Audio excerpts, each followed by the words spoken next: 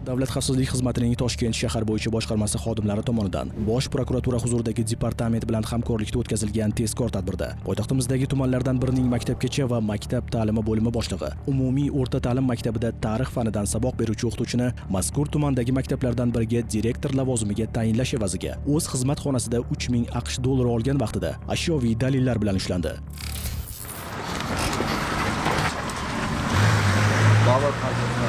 Davlat xavfsizlik xizmati va iqtisodiy jinoyatlarga qarshi kurashish departamenti xodimlari hamkorligida Toshkent viloyatida o'tkazilgan tezkor tadbirda esa Yangiyo'l tashqi iqtisodiy faoliyat bojxona posti inspektori xizmat vazifasini suiiste'mol qilgan holda Qozog'iston Respublikasidan bug'doy olib kelib, qayta ishlash bilan shug'ullanuvchi mas'uliyati cheklangan jamiyat tomonidan qo'shni davlatdan temir yo'l orqali olib kelinayotgan bug'doy mahsulotlari ortilgan vagonlarni bojxona ko'riga hamda rasmiylashtiruvdan muammosiz o'tkazib berish evaziga 3-shaxs orqali 2700 AQSh dollari olgan vaqtida uning noqonuniy harakatlariga chek qo'yildi. Qachon telefon qilib aytib qoling deb. 3 soat. Qancha berib ketadi dedi.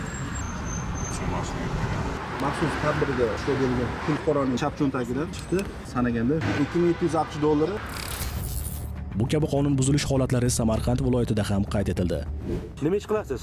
Jomboy tuman favqulodda vaziyatlar bo'lim boshlig'i. Xususan, Jomboy tumani favqulodda vaziyatlar bo'limi boshlig'i o'z xizmat mavqeidan foydalangan holda 1988-yilda tug'ilgan fuqaroga yashash xonadonida xususiy maktabgacha ta'lim muassasasi ochish uchun uning turar joyini yong'in xavfsizligi talablariga muvofiqligi to'g'risida xulosa berish va kelgusida rahnamolik qilish evaziga ta'magirlik yo'li bilan 200 AQSh dollari olgan vaqtida Davlat xavfsizlik xizmati va Bosh prokuratura huzuridagi departament xodimlari tomonidan ashyoviy dalillar bilan ushlandi.